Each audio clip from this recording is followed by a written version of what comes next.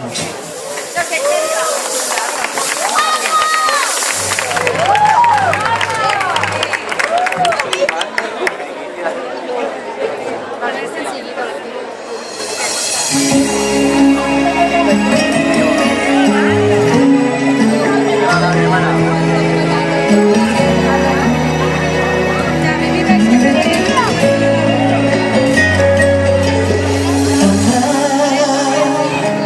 sentimiento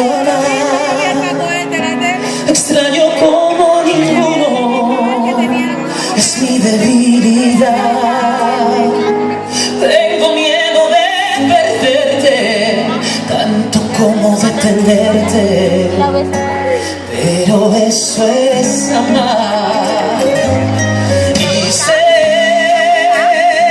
que amar no es solo amar, que a veces es sufrir.